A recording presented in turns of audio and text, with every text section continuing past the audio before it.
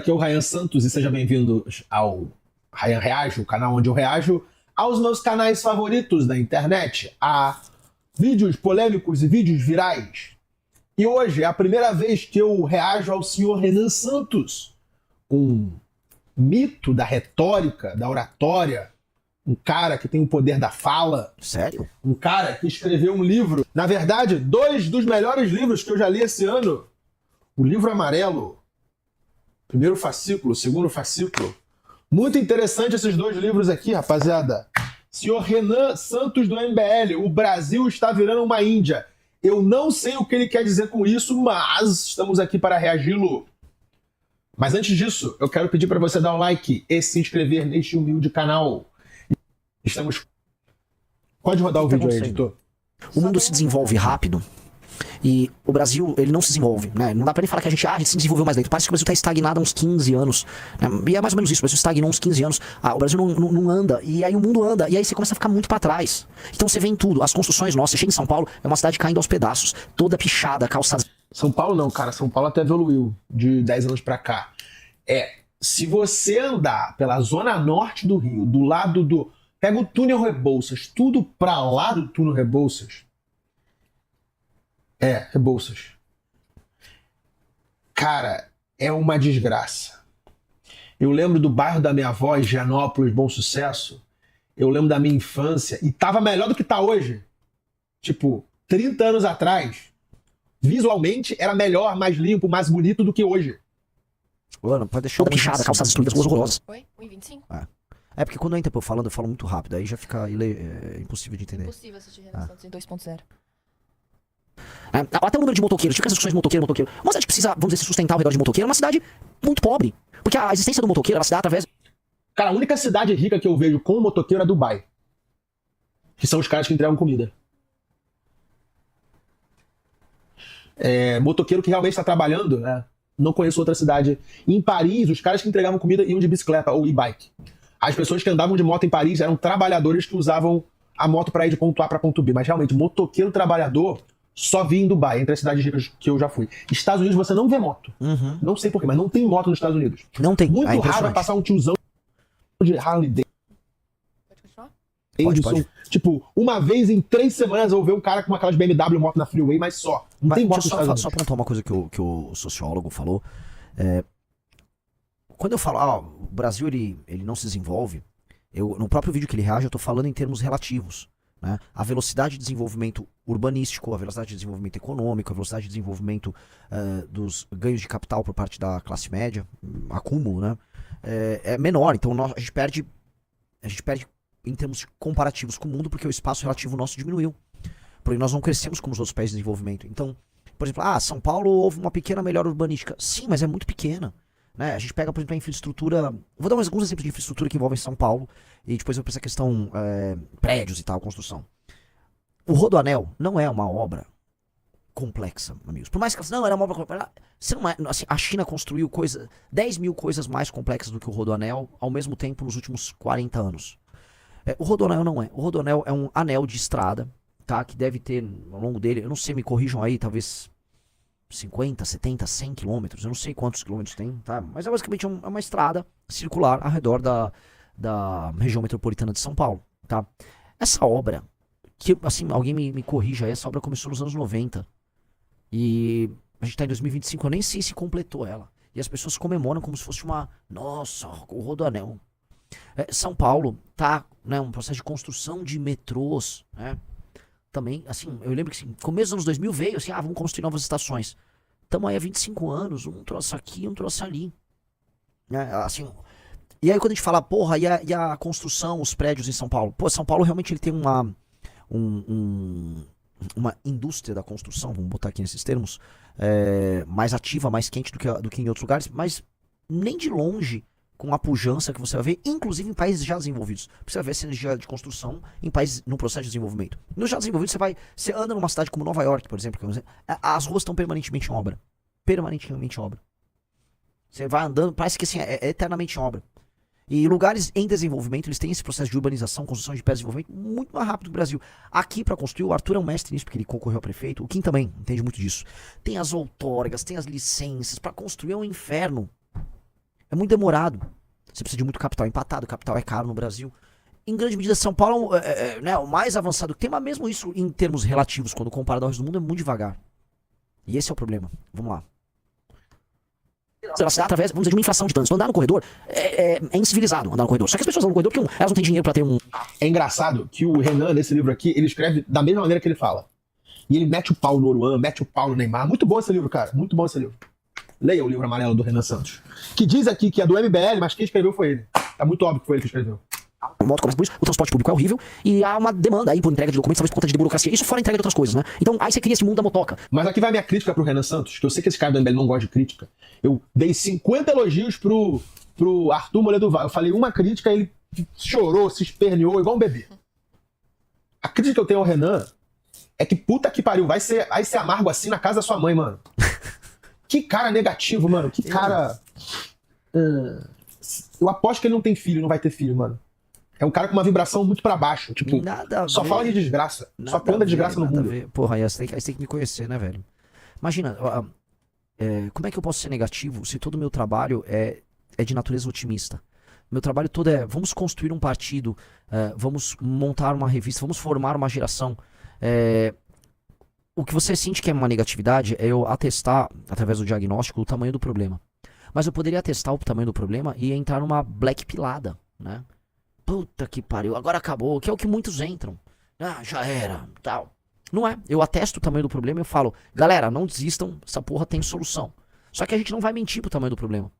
A gente não vai fingir que o problema é menor. Ou a gente não vai, e esse é um problema nosso no Brasil, exaltar falsas qualidades ou elevar determinadas coisas a um tamanho ou um peso que elas não precisam ter. Eu vou dar um exemplo, não, nós temos a melhor cultura do mundo, não, Brasil. Não, cara. A gente exalta certas qualidades que nós temos que são menores quando comparadas às qualidades, vamos dizer, criadoras por parte das grandes culturas das grandes nações. E a gente é bem cético sobre isso. Posto isso, o nosso trabalho é de natureza otimista. É necessariamente de natureza otimista. Por ser de natureza otimista, ele pensa só no longo prazo e nas próximas gerações. Só isso. Não há como construir um partido político, não é como construir um projeto, por exemplo, que a revista Valete, que não é feita para dar dinheiro, não é feita para um sucesso, vamos dizer, digital. Ela é feita para filtrar e formar as pessoas certas. Sendo pessimista. Nem tem como ser. Tipo, eu nunca escutei nada construtivo, não, assim, nada, não vou dizer construtivo, nada confortante, nada positivo da boca do Renan. Ele só reclama, só aponta defeito, só planta discórdia, só mostra o mal do mundo. Esse nem era o intuito desse react. Mas poxa, assim, acho que você tá vendo um recorde, ou cortes meus que viralizam, né? Não é exatamente isso, né? Acho que quem tá aqui sabe muito bem dos nossos planos, de toda a energia que a gente tem, né? Então, a gente passa vários dias da semana comemorando vitórias que a gente tem, comemorando a adesão de determinadas pessoas aos projetos, às ideias ou coisas que nós fazemos. Agora, definitivamente, né, não dá pra comentar, assim, em termos muito positivos, o que tá acontecendo aqui no Brasil. A situação brasileira é uma situação muito grave. Ela é bem grave, não dá pra você ficar aqui dourando a pílula. Né? Agora, a gente pode ser otimista, por exemplo, no caso do Milei. O Milei é um caso bem engraçado porque eu especificamente fui muito duro com relação ao surgimento do Milei e tal. A vinculação dele ao certo bolsonarismo, ele parecia um louco. Começou a dar certo, a gente tá aqui, ó. Isso aqui é uma revista otimista sobre o caso argentino. Otimista. Então, não é que... Não, agora a situação brasileira é difícil a gente levantar elementos bons. Mas a gente já levantou, a gente vive citando, pô, olha o exemplo do Matopiba, olha o exemplo do Porto Digital lá em Recife. A gente levanta pontos bons, mas hoje eles são muito incipientes, pra dizer o mínimo. Mundo da motoca. Então você tem uma coisa meio indiana aqui. Renan. Vamos pra Suécia, fazer um tour de blonde. Eu vou te mostrar uns lugares aí em Visby que eu conheço, em Aarhus, no norte da Dinamarca. A gente vai pra Turku na Finlândia, alguns lugares aí. E vamos filmar. Vamos filmar isso daí. Pelo menos a gente vai plantar algo construtivo, algo positivo pra nossa audiência. Ao invés de ficar plantando medo e falando de notícia ruim nessa porra. Brasileiro. Eu sei que gosta de buceta, o Renan. Gosta muito da moto e tal. Os carros aqui velhíssimos, todos pequenos, todos de péssima qualidade. A infraestrutura urbana, o equipamento urbano, né? As pontes, o material utilizado nas construções, todos de quinta categoria aqui no Brasil. Nossa, eu gosto desse cara. A galera tá nos comentários, ele tá farmando, não sei o que, mano. O Raio dos Santos tá. Eu comecei a conhecer mais ele recentemente. Eu já sabia dele antes e tal. Ele é um dos grandes magos do marketing na internet no Brasil e tal. Com todas as qualidades e os defeitos que vem embutido nisso. Dito isso, ele é um cara de carisma natural. É muito parecido nesse sentido com o Arthur. Que é um cara que tem aquele carisma e você fala, puta, eu não resisto ao carisma desse cara. Esse cara pode até ter uns defeitos, o Arthur tem todos. Mas não aguento, eu não resisto, entendeu? Vamos lá. Aproveitando que você falou que conhece o Ryan há um tempo, o que você acha da teoria dele da tatuagem de borboleta? Eu vi, assim, mas eu nunca entrei nos detalhes da teoria. Diz ele que uma mulher que tem tatuagem de borboleta é uma red flag gigantesca porque ela tem problemas com o pai. Então você deve se afastar e jamais ficar com qualquer mulher que tenha tatuagem de borboleta. Você não acha que isso pode ser uma falácia da falsa causa? Porque, assim, é uma tatuagem muito comum. Então, a chance de mulheres tatuadas terem uma tatuagem de borboleta é alta. Porém, o grupo mulheres tatuadas costuma ser um grupo de... Vamos dizer, primeiro, elas são muito numerosas, você vai ter muita coisa. E dentro do grupo mulheres tatuadas, a incidência de mulheres problemáticas com tatuagem é maior do que maior do que nas mulheres sem tatuagem. Logo, como há muitas mulheres de borboleta dentro do grupo mulheres tatuadas e como há uma participação maior de mulheres problemáticas dentro do grupo mulheres tatuadas, a gente pode fazer isso, mas seria uma falsa correlação, pode ser. Acho que não é falsa causa, mas seria uma espécie de uma falácia ali, mas é uma falácia engraçada, boa pra trabalhar. É igual a minha teoria da canela exposta, do político. Né? O político canela exposta como é que é? Nem todo político com canela exposta é corrupto, mas todo político corrupto está com a canela exposta. Né? Dá pra trabalhar ali, vira uma correlação interessante. O problema é o significado da tatuagem de borboleta. Por quê? Qual é? É um símbolo de libertinagem. Ela tá É? do casulo e se libertando. É? Eu estou com uma presença de uma figura ilustre aqui, se ele quiser aparecer ali, por favor. Vem cá. Ele está, o senhor Guilherme Casa Noturna está aqui presente. E ele está comentando que, de acordo com ele, me explica, pode explicar pro povo. Não, é que a tatuagem de borboleta ela é um símbolo de libertinagem, né? Como a borboleta ela sai do casulo e se liberta, então a mulher ela tatua a borboleta num momento que ela tá numa fase de se liberar, Sim, eu tô numa fase. Eu tô no momento eu tô me ela descobrindo, tá as se minhas descobrindo. possibilidades como Não, mulher. o problema não é você, o problema sou eu.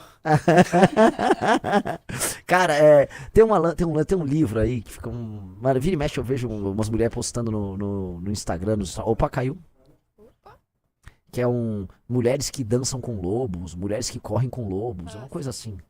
E tipo, puta jurubachuba aí, enfim. Né? É um bom ponto, viu, senhor Bala de Will? Vamos lá. O Brasil tomou uma decisão, e foi uma decisão não necessariamente consciente, mas ela foi uma decisão coletiva e inconsciente nesse sentido, de ser subdesenvolvido. A gente adotou isso em nome da manutenção das nossas elites. E ao ver quem é, de fato, as nossas elites, e ao conhecer cada vez mais quem são as pessoas que nos governam, eu tenho certeza de... Para aí. Cara, o que ele falou aqui tem muito sentido. E eu lembro de um corte do Maurício Meirelles falando, cara, o Rio é perigoso, porque se ele não fosse, nós cariocas não poderíamos morar no Rio. Os bilionários de tudo quanto é lugar do mundo iam inflacionar o preço de tudo no Rio. Imóvel, a gente não conseguiria morar ali. Ia ser Mônaco. Por quê? É uma cidade maravilhosa, perfeita, com belezas naturais, com praia, lagoa, floresta. Tipo, o Rio é maravilhoso. Então, o fato do Rio ser tão perigoso meio que espanta a galera do dinheiro do mundo para vir para lá. Certeza de que nós precisamos superar e destruir essas elites. Nós somos impedidos de dar certo, tá? E o arranjo brasileiro, o arranjo de poder no Brasil nos impede de dar certo. Eu não tô falando que a gente em algum momento vai virar Nova York. Eu quero que vocês entendam. Ele plantando, porra, não, nós fomos impedidos de dar certo, nunca vamos dar certo. Tirando a esperança da galera. Mas não é isso que eu tô falando? Porra, Renan. Porra, Ian. Não é isso, pô. Não é isso, não. Não me jogue aqui como um vendedor de lenço, porra. Não é nada disso. Que nós nunca seremos Nova York, Ryan, é muito objetivo. Tá? Nós podemos ser grandes, e nós seremos grandes se nós tomarmos as decisões certas. Agora, Nova York não dá, porque Nova York é a cidade mais importante do mundo. Nova York é a cidade mais importante do mundo, que reúne as melhores pessoas do mundo nas áreas mais importantes que existem. A não ser que o Brasil se torne o país mais importante do mundo, e, por exemplo, São Paulo um dia se torne uma Nova York, o que eu acho improvável, a gente não terá uma Nova York aqui. A gente pode ter uma analogia, uma versão brasileira de uma Nova York, mas não Nova York. É isso que eu tô falando. Nós podemos ser grandes, mas assim, nós não somos esses caras. Nós temos que entender onde nós estamos. Vamos lá. Qual é, cara? Fale alguma coisa positiva. Que pelo menos pode ser assim, fale alguma coisa engraçada. Grave um vídeo do Tour de Blonde. Tirar um dia pra gravar coisa positiva. Vocês entendam isso. Em nenhum momento na nossa história nós seremos os Estados Unidos. Por diversas razões. Mas a gente pode ser outra coisa. Essa outra coisa pode ser muito diferente, muito interessante, muito original e muito poderosa, tá? Nós não seremos nunca os Estados Unidos. Eu vou tocar. Você tá em Nova York, o melhor material humano do mundo tá indo pra lá. Eu vi asiáticos, vi gente de... Sabe, o mundo vai pra lá. O mercado financeiro tá lá, tem muita empresa de tecnologia lá. O mundo que, né, o centro do mundo, os melhores nomes, as melhores cabeças, as pessoas mais criativas estão lá. Não pense que pô, nós... Não pense que eu acho que a gente vai se tornar isso. Agora... O bom brasileiro vai pra Nova York. Diga-se de passagem. Só uma pausa aqui, o senhor Ryan Santos tá no chat, tá? Ô, louco.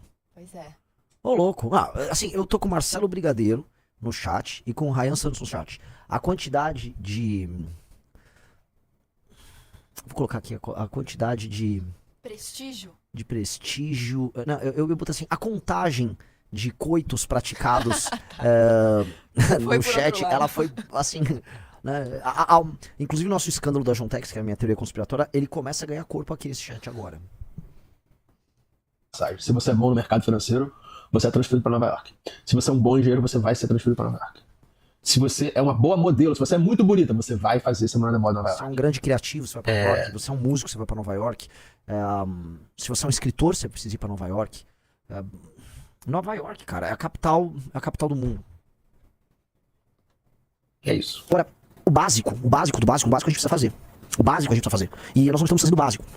Né? Algumas coisas conversando com a galera lá nos Estados Unidos, né? O lance do morador de rua, né? Eles não aceitam ter morador de rua. Eles não aceitam ter morador de rua. Inclusive, se eu não me engano, o cara pode preso se vira um morador de rua. Pra cá, você tem uma canonização do morador de rua. Mas que você tem que aceitar. Então, no Brasil, você paga uma coisa que é uma excrescência, que é o IPTU. Você paga uma porra um imposto alto sobre a sua propriedade, portanto, não é sua propriedade. Qualquer país tem isso, cara. Não. Aqui chama property tax. Mas, né, eu sei que existe, pô, mas aqui a linha cruza demais. Hoje a gente paga, né? Vocês sabem, quem vive de aluguel, você paga o aluguel e vem discriminado o IPTU pra pagar. Porque é um valor, assim, importante, né? O aluguel, o IPTU e o condomínio. É uma trinca. Ah, eu tenho, olha, quanto você vai alugar? Tanto. Ah, e quanto é o IPTU? Tanto. E quanto é o condomínio? Tanto. Você vem com uma trinca ali, que é uma trinca que machuca. O valor do IPTU é desproporcionalmente alto. É desproporcionalmente alto. Você tem taxa de propriedade, você tem taxa... Nos Estados Unidos tem o equivalente ao IPVA também, que é ridículo. Inclusive o IPVA, me corrijam aqui, tá? Porque era assim.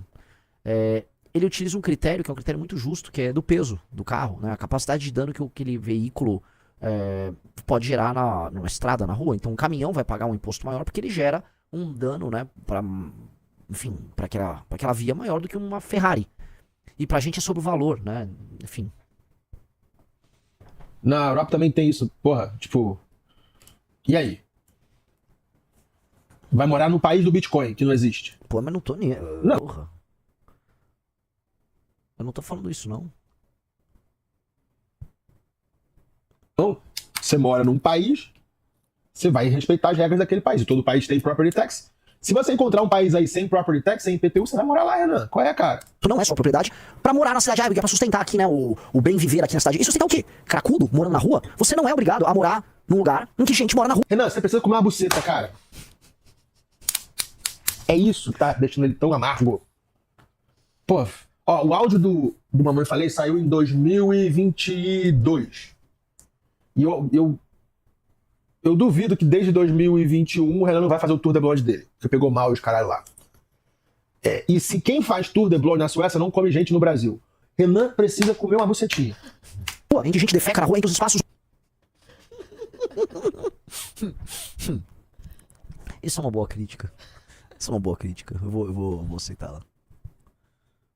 Urbanos, públicos são ocupados. Aí vem aquela, né, aí vem aquele papo de Tabata Amaral. Aí vem, vocês sabem, né? Vou dando nomes aqui. Vem aí, não, é arquitetura hostil. O que? A rua é pra morar. Então a rua é um lugar digno pra alguém morar. Que é isso? Que é isso?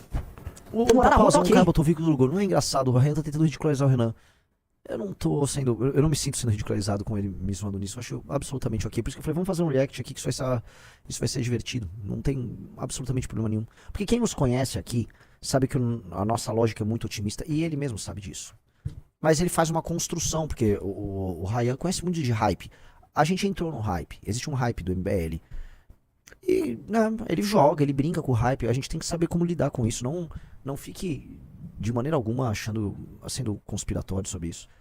Aliás, assim, né, uma pessoa fala que nós estamos sendo pessimistas. Volto a falar, enquanto lançamos um partido, enquanto estamos montando um programa de governo. Inclusive é que ele leu os dois primeiros fascículos, imagino eu, né? Que um é um diagnóstico muito pesado, é um soco. O primeiro fascículo é um manifesto, é um soco na cara. O segundo é um diagnóstico histórico das várias áreas que envolvem a vida e o Estado brasileiro, que tem um tom pessimista. O terceiro já aponta o futuro e já é otimista. O quarto, que é um país, um Brasil poderoso, pô, o quarto é otimista pra caralho. O quarto a gente tá falando em o real como moeda da América Latina, o real como moeda para transações comerciais na América do Sul, expansão militar, crescimento econômico, crescimento logístico, aumento da influência, aumento do Brasil enquanto força influente para o mundo e para as Américas. Então, é otimista, é óbvio, mas assim, mano, bora que bora. Morar na rua tá ok. É uma coisa insana. A gente aceitou morar na rua como parte da nossa paisagem. As partes debaixo das pontes de São Paulo, todas ocupadas. Gente mora debaixo. Alguém pode obstar. Ah, não, mas nos Estados Unidos eles começaram a aceitar. Sim, houve uma cultura do homeless que ficou poderosíssima nos Estados Unidos, especialmente nos estados administrados pelos democratas. Mas mesmo agora, na Califórnia, eles estão tendo que rever isso. Acho que São Francisco começou a mexer, não só nisso, mas como no lance do shoplifting lá, os ladrõezinhos, o roubo de pequeno montante e tal. Porque, né, começa a ficar inútil. Não, mas tem que aceitar. Se você tirar o cara de lá, arquitetura hostil, não sei o que, isso é um higienismo. E aí as pessoas que pagam os impostos sustentam isso, tem que lidar com isso, tem que viver numa cidade que é uma gigantesca favela. E aí não há espaço público de convivência minimamente decente. Você que mora aqui, você que mora... Tinha uns caras que moram no interior, mora em Poços de Caldas, ou o cara mora numa cidade média pra pequena no sul. Beleza. No geral, vocês principalmente se moram em cidades grandes, as praças da sua cidade são passíveis de serem passeadas? Todo mundo sabe que andar numa praça é uma bosta no Brasil. Andar na rua é uma bosta. Então, sim, galera, você volta pra cá e você volta pra cá meio abalado. Eu lembro ano passado quando eu voltei da Argentina do Uruguai, o Rio talvez você lembre. Lembro. Porra, PIB menor do que o nosso, né, populações menores também, mas precisa dessa diferença tão grande de Buenos Aires pra gente. Eu vou nem falar Montevidéu. Montevidéu se qualifica praticamente como uma cidade europeia nas Américas. Agora, Buenos Aires, pô, Vai morar lá, arrombado. Você tá no Brasil ainda, você tem dinheiro. Rapaziada, o pessoal do MBL tem grana, cara. Esses dias eu tive acesso ao faturamento deles, esse cara tem grana. Pega essa grana que você suou pra ter, porque o seu canal de YouTube dá dinheiro também. Mano, e vai mudar pra Suécia. Incomodado que isso... Pô, Ryan. Primeira coisa, o MBL é uma ONG. Eu não ganho dinheiro pelo MBL. O MBL não é uma empresa, no sentido, na acepção do termo. O MBL é uma associação civil sem fins lucrativos. Todo o dinheiro que ele ganha é revertido na própria causa, e assim tem que ser, né? Já fomos escrutinados pelo Ministério Público. Então não é que o faturamento do MBL é tipo o Renan. Como eu já disse, eu não vivo do MBL. E não que eu não possa, tá? Diretores de associações civis sem fins lucrativos hoje estão autorizados a serem remunerados. Antigamente, acho que até 2000 e pouco, não era. Mas não é objetivo e nem pretendemos trabalhar assim, entendeu? Não é. E qual o sentido? Só porque eu acho o Montevidéu incrível, eu tenho que abandonar o meu país? Não tem nenhum sentido. Mas tudo bem, vamos lá. Segundo, eu sou tão amargo como você sobre as condições do Brasil. O que eu fiz? Mudei para um país, tive minha filha em outro, tenho meu dinheiro num terceiro país, é isso. Porra. É maior que o Rio de Janeiro. Buenos Aires é uma cidade bem grande, né? Tem São Paulo, Rio no meio de Buenos Aires em termos de tamanho. Buenos Aires é muito melhor do que o Rio, muito melhor do que São Paulo. Incomparavelmente melhor. Né? Não há como comparar essas três cidades. E não é pra ser assim. Discordo. Pega aí, 1 metro quadrado no melhor endereço do Rio, 1 metro quadrado no melhor endereço de Buenos Aires. A elite mundial não quer morar em Buenos Aires, mas a elite mundial quer morar no Rio. Rio é muito melhor que Buenos Aires. Você tá pegando você quer pegar o metro quadrado de uma pequena faixa litorânea que envolve Leblon e tal, no Rio de Janeiro, e você quer tomar o todo pela parte? Não dá, né? O Rio de Janeiro, porque eu saiba, inclui regiões que não estão no quadrilátero do Leblonistão, né, cara? Você consegue, por exemplo, sair andando coisa de 5, 6, 7, 8 quilômetros num dia em Buenos Aires, só em lugares bem urbanizados, bem arborizados, passíveis de serem caminhados a pé. Você definitivamente não consegue ter essa experiência em São Paulo e Rio de Janeiro, sem passar por problemas de infraestrutura e problemas de segurança. A experiência como um todo é ruim. É um problema de experiência urbana ruim. Agora, eu posso pegar, né? Não, porque Vila Nova Conceição e São Paulo eu não vou tomar o todo pela parte. E mesmo a experiência no Leblon, ou Vila Nova Conceição, ou Pinheiros, ela é incomparavelmente pior. Eu tô falando da experiência urbana, a experiência que faz uma pessoa ir para Barcelona. Não tô falando da elite mundial que quer ter. Eu nem sei se a elite mundial quer realmente morar no Rio de Janeiro, tá? Não me parece que seja o caso. Mas definitivamente você tem mais turistas hoje interessados em ir para Buenos Aires do que para as nossas cidades. Isso é uma merda. Não é pra ser assim. Não é só sobre pobreza. É sobre uma aceitação de um espírito leniente, com a falta de respeito com o outro, com a incivilidade. Eu vou colocar, da aceitação de uma extroversão invasiva. Tá? Ele é muito inteligente. O brasileiro é muito extrovertido, ele se orgulha muito dessa extroversão. E ele tem um vocabulário muito rico, muito variado. Esse pai ele fez direito, sei lá, qual é a formação do Renan Santos? Renan Santos. Formação. Fez USP, não concluiu o curso de Direito, mas ele fez USP, foi filiado ao PSDB de 2010 e 2015. Abandonou o curso de Direito. Isso aí. A riqueza de vocabulário dele é alguém que fez Direito. Ah, não, porque a gente vai tomar no cu, guarda tua extroversão no cu. Ninguém quer ouvir tua música, ninguém quer ouvir tua arte, ninguém quer ouvir teu picho. Guarda essa merda. E assim, as pessoas não precisam ser assim. Só que elas são incentivadas a ser assim. Demonstra ao mundo que você não tem vergonha de ser quem você é. Ah, você é uma gorda empoderada, bote seu biquíni. Nada contra a gorda botar o biquíni, né? Mas tudo contra a ideia de que você tem algo a mostrar pro mundo e você quer mandar uma mensagem. Você não tem que mandar mensagem nenhuma pro mundo. Guarda aí, segura teu reggae, meu irmão. Todo mundo baixa o tom, baixa. Chega de Renan Santos, rapaziada. Cara, em termos de informação e conhecimento, esses dois livros são muito bons, tá? O livro amarelo. Só que, agora, botando o pé no chão e analisando bem, é mais do mesmo, tá? É Renan Santos reclamando da vida, reclamando do Brasil, falando por que deu errado. Não tudo, é não. tipo... Ô, Raia, a primeira coisa, Raia, obrigado por falar tão bem dos dois fascículos do livro amarelo. Nós vamos mandar pra você, então, o 3 e o 4. Não sei se você tá no Brasil. Te convido a vir, inclusive, no nosso escritório aqui. Venha e você vai ver o otimismo no 3 e o 4. Aliás, temos os assinantes aqui no chat do livro amarelo, eles podem comentar, né? Quem já recebeu o 3 e o 4 sabem que a linha é otimista. Vou comentar aqui, né? Eu não vou numa linha o Ryan é um chatão. Pelo contrário, o Ryan é um dos homens que sabem viver a vida. Esse homem vai, quando tiver seus 60 anos, o acervo de histórias que ele vai ter na vida dele. Eu sei, ele anda com vários famosos. Não vou entrar nos detalhes femininos, mas, né? O cara deve ter provado dos melhores vinhos. Ele não gosta de vinho, falou que vinha com de viado, né? Enfim, é um cara que viveu, né? Definitivamente menos amargo do que eu. Eu acho que ele por mais que acho que tem coisas muito parecidas entre eu e ele, por incrível que pareça, de verdade. Ele é um rapaz muito inteligente, né? É um rapaz que soube moldar a construção ao redor dele para poder seguir a carreira dele e seguir a vida dele, né? Ele colocou a capacidade dele de ganhar dinheiro vinculado à construção de um estilo de vida que ele considera o melhor possível para ele, cara. O hedonismo e o trabalho, ele é um sujeito que, quem é do marketing digital comenta, a gente conhece pessoas disso, que é um sujeito que trabalha demais, ele é meio workaholic. Quando você mistura hedonismo com isso, em geral pode sair coisas boas. E é um cara que sabe fazer isso bem. Poucas pessoas conseguem tocar essas duas coisas bem. Em geral, você é muito workaholic como eu, você acaba não sabendo como viver, né? Então eu acho que, assim, é cabível para um cara que sabe misturar essas duas coisas, é cabível uma crítica num certo amargor que eu tenho.